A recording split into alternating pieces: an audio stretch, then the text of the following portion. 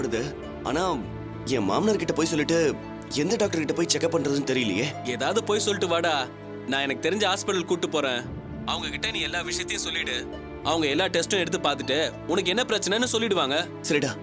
டேய் இங்க பாரு, இந்த விஷயம் மத்த யாருக்கும் தெரியக்கூடாதுடா. கண்டிப்பா யாருக்கும் தெரியாதுடா, தைரியமா இரு. சரிடா.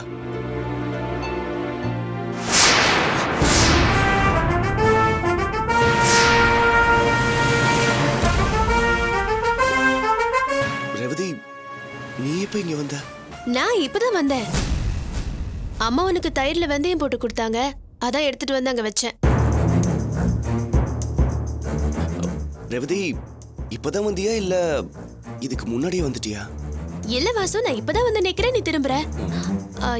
ஏன் வாசு, போன்ல யார்கிட்டயாவது முக்கியமான விஷயம் பேசிட்டு இருக்கியா? அதெல்லாம் ஒண்ணுல, சும்மா ஃப்ரெண்டு கிட்ட தான் கேஷுவலா பேசிட்டு இருந்தேன். ஓ சரி, அப்ப முகமெல்லாம் வேர்த்து ஒரு மாதிரியா இருக்கு. அது வந்து காலையில இருந்து வயசு சரியில்லைல்ல, அதான் டயர்டா இருக்கு. வேற ஒண்ணும் இல்ல. சரி, அங்க தயிர் வச்சிருக்கேன், போய் சாப்பிட்டுட்டு ரெஸ்ட் எடு. போ. அப்பா, நல்ல வேளை போன்ல பேசின எதையும் இவ கேட்கல. ஓ மனசுல இப்படி ஒரு பயம் இருக்கா? அதான் செக்கப்ல இருந்து எஸ்கேப் ஆக பிளான் பண்றியா? என்னடி அதிசயம் இது? என்ன ராணி, கல்யாணமாகி மாமியார் வீட்டுக்கு போறேன்னு தெரிஞ்சதும் காலையில எந்திரிச்சு வாச தெளிச்சு கோலம் போட்டுட்டு இருக்க? அதானே, முன்னெல்லாம் வீட்டு வேலை எதையுமே செய்ய மாட்ட, இப்ப பரவாயில்லையே ராணி, மாமியார் வீட்டுல நல்ல பேர் எடுத்துருவ. போங்கக்கா. என்னன்னா காலையிலேயே பையன் கையுமா களைச்சு போய் வந்திருக்கீங்க, பத்திரிக்கை கொடுக்க வெளியூர் போயிட்டு வரீங்களா? ஆமாம்மா, சிதம்பரம் வரைக்கும் போயிட்டு வரேன். சரி வாடி, பஸ்ல போயிட்டு வந்தது கலப்பா இருக்கும், போய் ரெஸ்ட் எடுங்கண்ணா.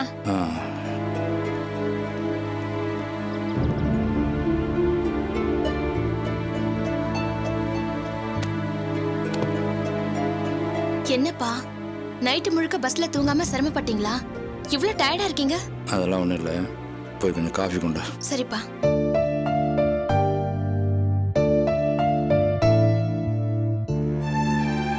கடவுளே, எல்லாம் நல்லபடியா நடக்கணும்.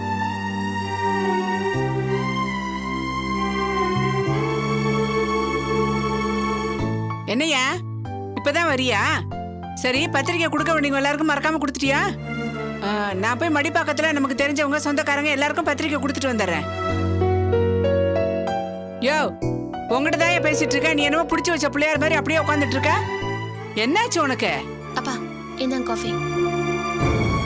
அப்பா காஃபி வாங்கிக்கோங்க.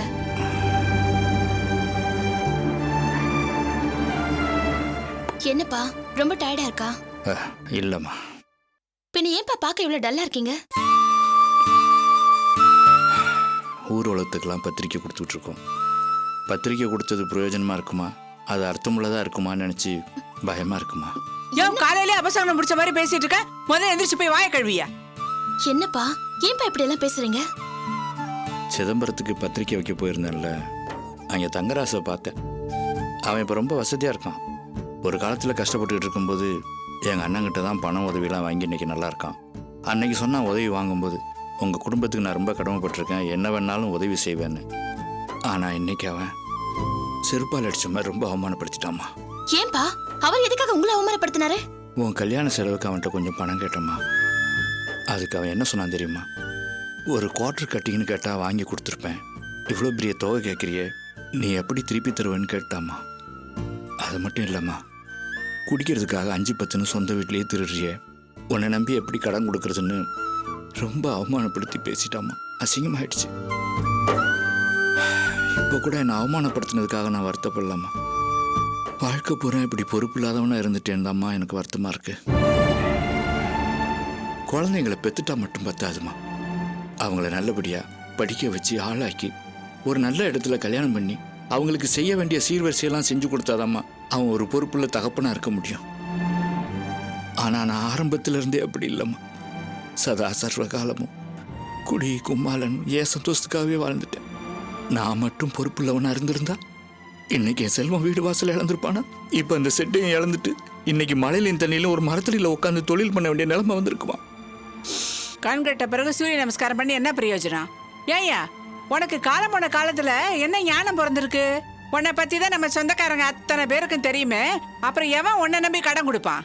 கட்டினவன் நானே உன் கண்ணில் படுற மாதிரி 50 ரூபா காசை வெளியே வைக்க மாட்டேன். கொஞ்சம் வாய் முடிச்சு சும்மா இருக்கியா? ஏன்பா பத்திரிக்கை கொடுத்தம்மா வந்தம்மான்னு இல்லாம ஏன்பா உங்க கிட்ட எல்லாம் போய் கடன் கேக்குறீங்க? எம்மாடி, கல்யாண நாள் நெருங்கிடுச்சுமா. நம்ம நிலைமை நம்ம சொந்தக்காரங்க யாருக்கும் தெரியாதுமா. 50 சவரன் நகை போடலன்னா என் தம்பி இந்த பொண்ணு கழுத்துல தாலி கட்ட மாட்டான்னு அக்கா காரி பயமுறுத்திட்டு இருக்கா. செல்வம் அந்த நகைக்காக எவ்வளவு கஷ்டப்பட்டு இருக்கான்னு தெரியுமாமா? என்ன எப்படியாவது பணத்தை புரட்டி நகையை போட்டு தங்கச்சி கல்யாணத்தை நல்லபடியா முடிச்சலாங்கிற தைரியத்தில் அவன் நம்மகிட்ட எந்த உண்மையும் சொல்லாம இருக்கான். 2 நாளைக்கு முன்னாடி நான் அவங்க வீட்டுக்கு போயிருந்தேன். அங்கே சிவா அர்ச்சனா எல்லாருமே நகைக்கு என்ன பண்ண போறீங்கன்னு கேட்டு எப்படி குழம்பிக்கிட்டு உட்காந்துருந்தாங்க தெரியுமா? 1 2 50 சவரன் நகை கிட்டத்தட்ட 7.5 லட்சம் ரூபாய்க்கு மேல ஆகும். அவ்வளவு பணத்துக்கு அவன் திடீர்னு எங்கம்மா போவான்? அவனுக்கு என்ன சொத்து சுகம் இருக்கா இல்ல வீடு வாசல் அவன் பேர்ல இருக்கா? சரி, இந்த நேரத்துல நம்மளால அவனுக்கு ஏதாவது உதவி பண்ண முடியுமான்னு நினைச்சுதான் நம்ம கிட்ட உதவி வாங்கினவங்கிட்ட ஏதாவது உதவி பண்ணுடான்னு பணம் கேட்டேன். அவன் பணம் கொடுக்கலன்னா கூட பரவாயில்லம்மா, அவமானப்படுத்தி அனுப்பிட்டான்.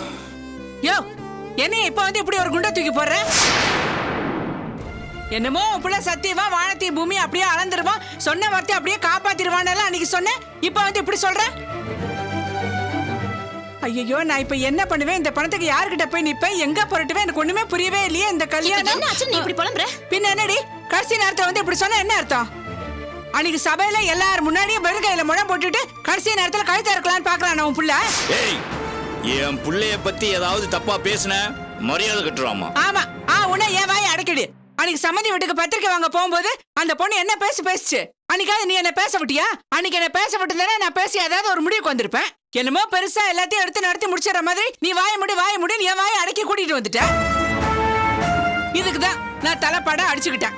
அந்த ரங்கராஜ சார் சொன்ன பணக்கார சம்பந்தத்தையும் பேசி முடிச்சிருந்தோன்னா ஒத்த பைசா செலவு இல்லாம இவ கல்யாணத்தை முடிச்சிருக்கலாம். இவளும் ராணி மாதிரி வாழ்ந்திருப்பா. ஆனா உன் பிள்ளை என்ன பண்ணா? ரங்கராஜ சாருக்கு துரோகம் பண்ணிட்டு இவ ஆசைப்பட்டான்னு இவள காரணமா சொல்லி இந்த சம்பந்தத்தையும் பேசி முடிச்சான். இத பாரியா, இந்த கல்யாணம் மட்டும் நின்னு போச்சு, நான் மனுஷியாவே இருக்க மாட்டேன். அன்னைக்கு கோயில்ல நகைக்காக ஏற்பட்ட பிரச்சனையில நிச்சயதார்த்தத்தோடவே இந்த சம்பந்தம் நின்னு போயிருந்தா கோயிலோடய போயிருக்கும். உன் புள்ள வாயை விட்டதுனாலதான் இப்ப இந்த பத்திரிக்கையை ஊரு உலகம் எல்லாருக்கும் கொடுத்து விட்டுருக்கோம். நாளைக்கு கல்யாண மண்டபத்துல இந்த கல்யாண நகைக்காக நின்னு போச்சுன்னா எனக்கு எவ்வளவு அசிங்கம், அவமானம். ஏயா, உன் பிள்ளைய மருமகளும் வேணும்னு திட்டம் போட்டு என்ன அசிங்கப்படுத்தணும் அவமானப்படுத்தணும் தான் இப்படி எல்லாம் பண்றாங்கன்னு நினைக்கிறேன். இத பாரு, ஒழுங்கு மரியாதை அவங்க கிட்ட போய் சொன்னபடி நகையப்படி இவ கல்யாணத்தை நடத்தி வைக்க சொல்லு. இல்ல அவங்க 2 பேரும் நான் சும்மா விட மாட்டேன். என்னடி நானும் பாத்துக்கிட்டு இருக்கேன், சும்மா நடிச்சுக்கிட்டே இருக்கேன். 50 சவரன் நகை போடுறேன்னு சம்பந்தி வீட்டுக்காரங்களை சொன்னது யாரு? உன் பிள்ளையும் உன் மருமகளும் தான். சம்பந்தி வீட்டுல யாராவது நகை போடுங்கன்னு கேட்டாங்களா? ஆரம்பத்துல இருந்து 1 குண்டு மணி நகை கூட வேண்டாம்னு தான் சொல்லிட்டு இருந்தாங்க. பெருசா மாமனாரை நம்பி வாக்கு கொடுத்தான், 50 சவரன் நகை நான் போடுறேன்னு. அதுக்கப்புறம் என்னாச்சு ஏதாச்சுன்னு வந்து பாத்தாங்கடி அவன். ஏய், அன்னைக்கு கொல்லப்புறமா வச்சு 20,000 ரூபாய் பணத்தை திருப்பி கொண்டாந்து கொடுத்தான். வாங்கி கமுக்கமா வச்சுக்கிட்டே தவிர ஏன்டா ராணி கல்யாணத்துக்கு என்னடா ஏற்பாடு பண்ணிருக்கேன்னு ஏதாவது கேட்டியாடி நீ அவனை? பெருசா என்னமோ என் புள்ள ஏறத்தன்னு பீத்திக்கிட்டா மட்டும் பத்தாதிரி.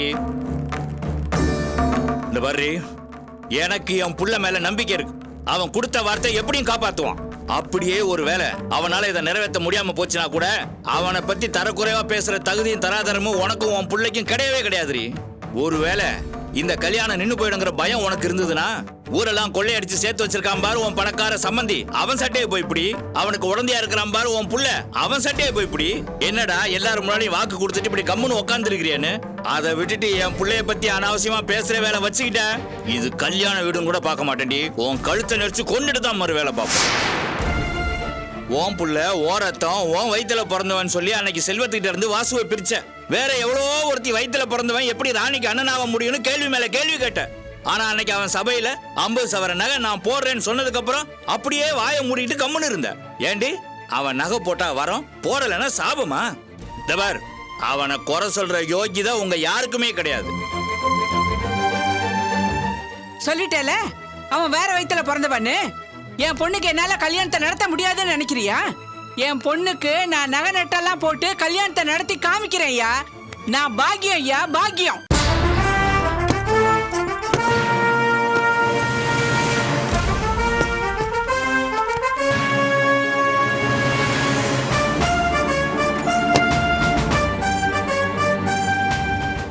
எங்கடி போற? என்னால முடியாதுன்னு நினைச்சியா? சாதிச்சு காட்டுறேன். அப்பா, ஏன்பா இந்த நேரத்துல அவங்கள போய் அடிச்சீங்க? எனக்கு வந்து ஆத்திரத்துக்கு அவளை கொன்னே போட்டிருப்பேன். கல்யாணம் எல்லாம் நல்லபடியா முடியட்டும், அதுக்கப்புறம் வச்சுக்கிறேன் அவளுக்கு. சரி. சரி, போய் வெந்நீர் எடுத்து வை, நான் போய் குளிக்கிறேன். அப்பா, அண்ணன் இந்த குடும்பத்துக்காக எவ்வளவு கஷ்டப்பட்டிருக்காரு. இப்ப மரத்தடியில தொழில் செஞ்சு ஒன்று குடும்பத்துல குடும்பம் நடத்திட்டு இருக்காரு. இந்த சூழ்நிலையில என்னால இன்னும் கொஞ்சம் பாரம் கூடி போயிடுச்சேப்பா. இந்த கல்யாணம் அவருக்கு பெரிய சுமையாயிடுச்சேப்பா. இது இவ்வளவு பெரிய பிரச்சனையாக நான் நினைச்சு கூட பார்க்கலப்பா.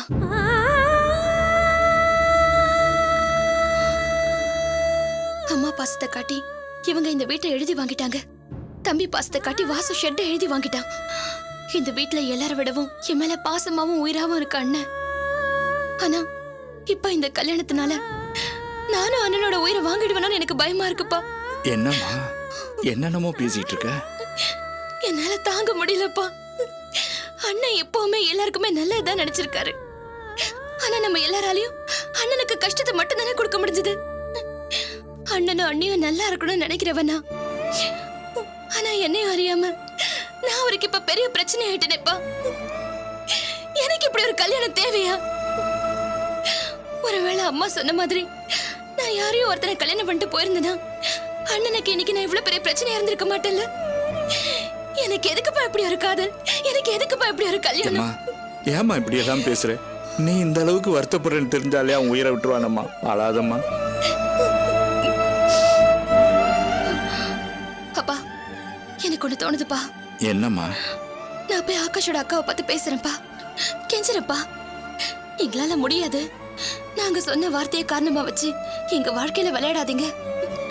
எங்க அண்ணனால நகை போட முடியாது. அதனால அவரை எல்லாரும் முன்னாடியும் அவமானப்படுத்திடாதீங்க. அது அவரால தாங்கிக்க முடியாது. உயிரைய விட்டுருவாரு. தயவு செஞ்சு எங்களை மன்னிச்சு என்ன உங்க வீட்டு மருமகளா ஏத்துக்கோங்கன்னு கெஞ்சி பாக்குறேன்ப்பா. அப்படி முடியாதுன்னு சொன்னாங்கன்னா இந்த கல்யாணம் நின்னாலும் பரவாயில்லப்பா.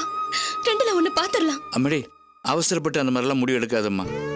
உங்க அண்ணன் அந்த மாதிரிலாம் உன்னை கை விட்டுற மாட்டாமா. எனக்கு நம்பிக்கை இருக்குமா. அவன் ஏதாவது ஒரு ஏற்பாடு பண்ணி இந்த கல்யாணத்தை நிச்சயமா நல்லபடியா முடிச்சிருவாமா. கல்யாணத்துக்கு இன்னும் 10 நாள் இருக்குமா. ஏதாவது நல்லது நடக்குமா. நல்லது நடக்கும். போய் குளிக்க தண்ணி எடுத்து வை.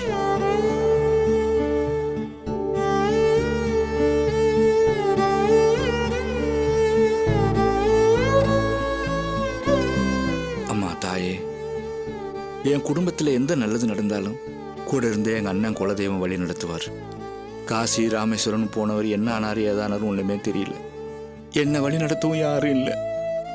இந்த குடும்பத்து பாரத்தையெல்லாம் சுமந்துக்கிட்டு இருந்த என் புள்ள செல்வம் தான் தங்கச்சி கல்யாணத்தை நல்லபடியா நடத்த முடியுமோன்னு நினைச்சு தவிச்சுக்கிட்டு இருக்காமா. அவனுக்கு நல்லபடியா துணையா இருந்து அவனுக்கு நல்ல வழி காட்டணுமா. என் பொண்ணு கல்யாணத்தை நல்லபடியா நடத்தி கொடுத்தாய்.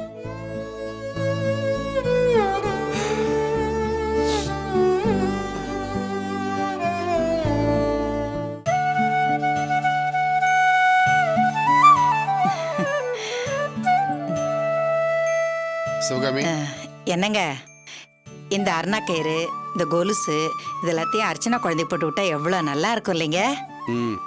இப்படி சொல்லிக்கிட்டு இங்கேயே உட்காந்து அழகு பார்த்துருந்தா எப்படி? சீக்கிரம் கிளம்பு. அர்ச்சனா வீட்டுக்கு போய் குழந்தைக்கு போட்டு அழகு பார்க்க வேண்டாமா? இதோ இந்தாங்க, ஜாக்கிரதையா எடுத்து வைங்க. அது எல்லாத்தையும் கவருக்குள்ள போட்டு பர்சுக்குள்ள எடுத்து வைங்க. சரிம்மா.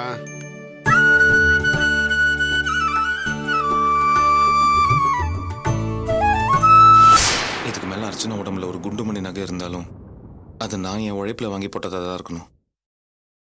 அதான் எனக்கு சந்தோஷம். அதனால தான் இந்த நகையை நீங்களே வச்சுக்கோங்கன்னு சொன்னேன்.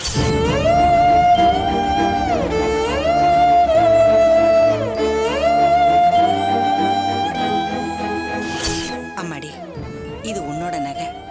உங்களுக்கு எப்ப தேவைப்படுதோ அப்ப தயங்காம வந்து கேட்டு வாங்கிட்டு போங்க.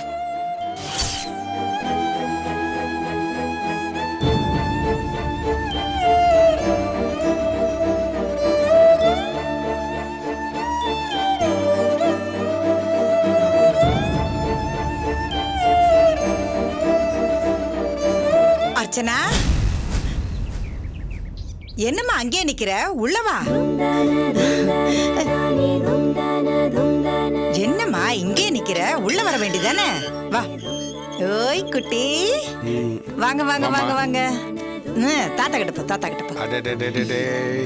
நாம அர்ச்சனாவை பாக்குறதுக்கு அங்க போலான்னு ரெடி ஆனோம். அர்ச்சனாவே நம்மள பாக்குறதுக்கு வந்துட்டா பாருங்க. இதுதாங்க பாசங்கிறது.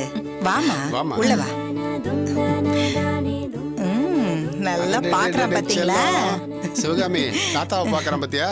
ஐயோ இருமா, குடிக்கிறதுக்கு தண்ணி எடுத்துட்டு வரேன். அம்மாடி உட்காருமா. அடி செல்லம். ஏமா குழந்தைய தூக்கிட்டு வெயில்லையா வந்த? ஒரு ஆட்டோல வந்துடக்கூடாது? இல்லப்பா, பஸ் வந்ததேன்னு வந்துட்டேன்.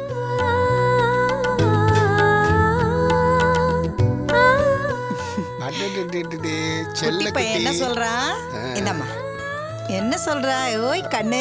சிவகாமி குழந்தைக்கு இந்த அரணா கொலு சொல்லாமா இனிமே? ஆமாங்க, அர்ச்சனா வந்த சந்தோஷத்துல அதை நான் மறந்துட்டேங்க. குடு குடு. அடடே செல்லக்குட்டி. அம்மாடி, குழந்தைக்கு அருணா கொடியும் கால் கொலுசும் எடுத்துக்கிட்டு நாங்க அங்க வரலான்னு இருந்தோம். அதுக்குள்ள நீயே வந்துட்ட. நல்லா இருக்கா பாரு? எப்படிமா இருக்கு? ரொம்ப நல்லா இருக்குப்பா. சிவகாமி வாங்கி போடு சிவகாமி. கொடுமா. அப்படியே கொஞ்சம் பிடிங்க. கால கால கால கொஞ்சம் தூக்கி பிடிங்க. எவ்வளவு அழகா இருக்கு பாருங்க செல்லம். பாத்தியம்மா, குட்டி பயலுக்கு எல்லாம் அம்சமா அமைஞ்சு போச்சு.